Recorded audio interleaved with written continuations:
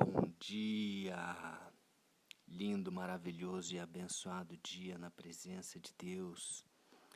Hoje estamos no dia 402 do projeto Bíblia para Iniciantes. Eu coloquei há pouco tempo aí a música do Leonardo Gonçalves, Getsemane. Escuta essa música. Você que não está recebendo pelo WhatsApp, talvez você esteja ouvindo agora pelo YouTube, coloca lá essa música do Leonardo Gonçalves, Getsemane, e escolhe a versão que tem as imagens de Jesus sendo açoitado, crucificado, para que nós possamos ter uma ideia melhor de tudo aquilo que Jesus passou, de toda a humilhação, toda a dor. E ele continua aqui, né, passando por tudo isso. Então, Pilatos entrega ele para ser crucificado, né, depois de querer soltá-lo, mas a multidão, os sacerdotes, os escribas, todos ali gritando e insistindo para crucificar Jesus, e ele não teve como fazer diferente, né? E ele entregou Jesus. Poderia não ter entregue, mas entregou. Então, o que acontece? No versículo 26 do capítulo 23 de Lucas, diz o seguinte: E como o conduzissem, constrangendo um sirineu chamado Simão, que vinha do campo, puseram-lhe a cruz sobre os ombros para que a levasse após Jesus. Então, esse sirineu ele é falado nos 3 evangelhos, né? Mateus, Marcos e Lucas. Ele não é citado em João, mas tem uma importância dele ser citado. Inclusive no evangelho de Marcos, cita inclusive os 2 filhos dele, né? Diz que ele é pai de Alexandre e Rufo, que mais para frente também é citado no livro de Romanos, Rufo. Bom, esse sirineu chamado Simão foi ajudar Jesus. Por que isso? Porque Jesus já tinha sido tão açoitado, tinha sido tão humilhado, ele já estava enfraquecido. Lembra que ele foi manietado lá no jardim do Getsemane, foi algemado, né? Nos dias de hoje seriam algemas. Foi levado ali para o sinédrio. No próprio sinédrio ele foi esmurrado, cuspido, todo tipo de violência física e emocional. E depois o próprio Pilatos, no livro de João, diz que depois que mandaram soltar Barrabás, ele mandou açoitá-lo, né? Esse relato está lá no livro de João, né? E depois voltou para ser crucificado. Depois de ser açoitado é que ele foi crucificado. Então, antes dessa questão aqui, Jesus já tinha apanhado muito, ele estava muito fraco. Por isso, Simão teve de ser chamado para ajudar Jesus a carregar a cruz dele, tendo em vista a fraqueza de Jesus. Versículo 27. Seguia-o numerosa multidão de povo, e também mulheres que batiam no peito e o lamentavam. Porém, Jesus, voltando-se para elas, disse: Filhas de Jerusalém, não choreis por mim, chorai antes por vós mesmas e por vossos filhos.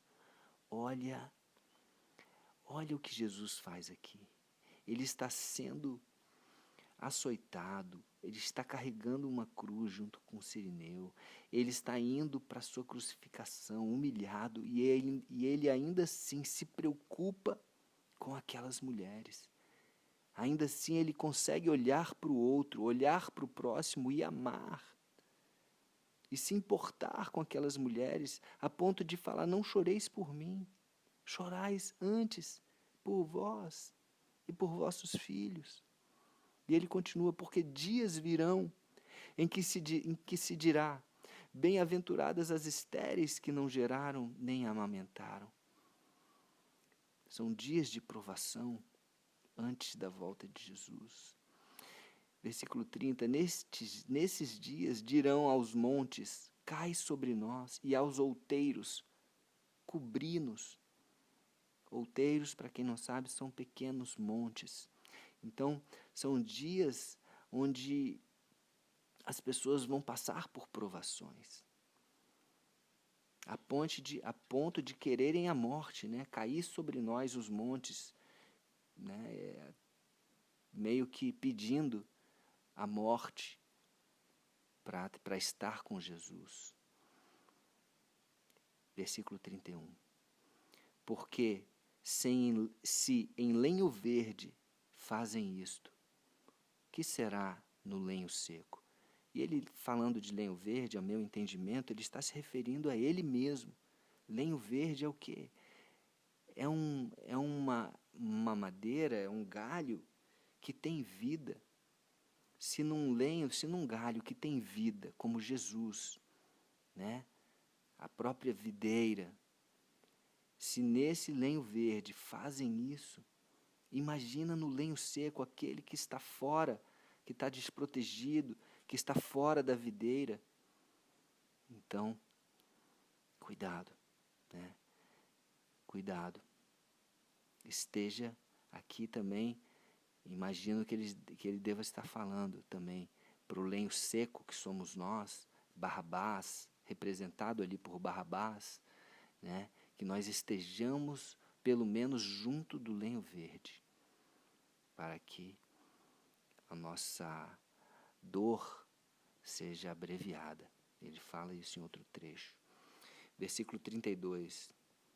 E também eram levados outros 2 que eram malfeitores para serem executados com ele, com Jesus. Versículo 33. Quando chegaram ao lugar chamado Calvário, ali o crucificaram, bem como aos malfeitores, um à direita e o outro à esquerda. Contudo, dizia Jesus, olha só, mais uma vez Jesus se volta para aquelas pessoas, agora não para aquelas pessoas que estão chorando por ele, como aquelas mulheres, agora ele vai além, ele vai para aquelas pessoas que o estão crucificando, e ele se importa também com essas pessoas. Olha o que ele fala, ele diz, Pai, perdoa-lhes, porque eles não sabem o que fazem. Uau!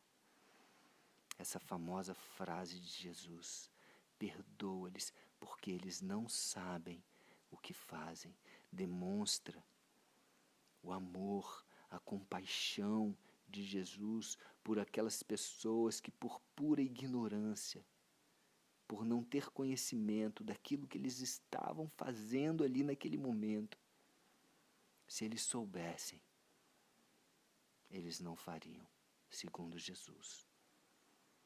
Porque Jesus olha o coração, ele conseguiu olhar para o coração daquelas pessoas e ver bondade naquelas pessoas que estavam crucificando. A bondade a ponto dele falar, se eles soubessem o que estavam fazendo, eles não fariam. Entende? Mas por ignorância e falta de conhecimento, eles estavam fazendo. Sabe lá como foi a vida deles, sabe lá como foi a história deles. E ele está pedindo para o Pai perdoá-los. As pessoas que Jesus mais condenou não foram essas pessoas que crucificaram ele, mas foram aquelas que, em nome de Deus, utilizando a palavra de Deus, utilizando o nome de Deus e a Bíblia e as Escrituras, enganavam o povo. Essas, realmente, Jesus foi duro. Mas com essas pessoas que estavam crucificando ele, ele foi misericordioso com elas, pedindo perdão do próprio Pai. Então, repartindo as vestes dele, lançaram sortes. Aqui existe uma questão, algumas pessoas entendem que por isso, né, repartindo as vestes, ou seja, Jesus estava sem as suas próprias vestes. Algumas pessoas interpretam isso como Jesus tendo sido crucificado nu. Mas eu não quero entrar aqui nesse detalhe.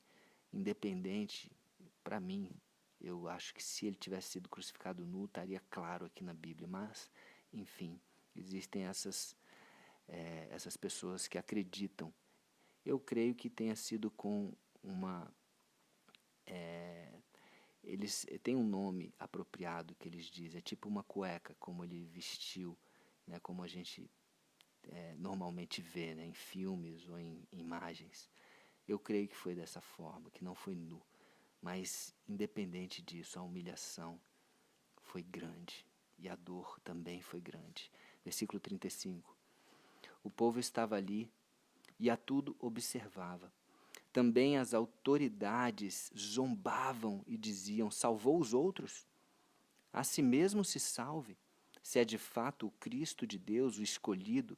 Igualmente os soldados o escarneciam e, aproximando-se, lhe trouxeram vinagre, dizendo: se és tu o rei dos judeus, salva-te a ti mesmo. Olha só, salvou aos outros, a si mesmo se salve. E os soldados dizendo: salva-te. Mas eles não sabiam que eles estavam diante do Salvador. Jesus, o Salvador. Ele não veio para se salvar, ele veio para salvar os outros. Se eles soubessem, se eles soubessem. Versículo 38. Também sobre ele estava a epígrafe, em letras grandes, romanas e hebraicas. Em letras gregas, romanas e hebraicas, em 3 traduções. Este é o rei dos judeus. Este é o rei dos judeus. Pilatos fez questão que fosse colocada essa inscrição. Os próprios sacerdotes não queriam que tivesse essa placa. Ele queria que tivesse assim: este se diz que é o rei dos judeus. Mas Pilatos falou: bote do jeito que eu quero. Este é o rei dos judeus, porque ele realmente cria que Jesus não tinha culpa nenhuma e que ele possivelmente era sim o rei dos judeus. E sim, Jesus é o rei, não só dos judeus, ele é o rei dos reis, ele é o Senhor dos senhores e aquele que veio para nos salvar. Amém?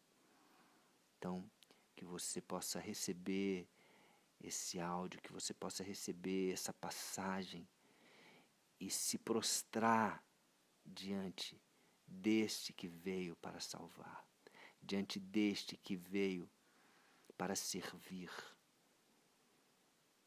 e para entregar a sua vida por mim e por você. Amém? Recebe esse Jesus como Senhor e Salvador da sua vida e você vai ver a sua vida se transformando de água em vinho, como o primeiro milagre que Jesus fez. Transformou água em vinho. Deixa Jesus vir sobre a sua vida, para Ele fazer um milagre. Amém?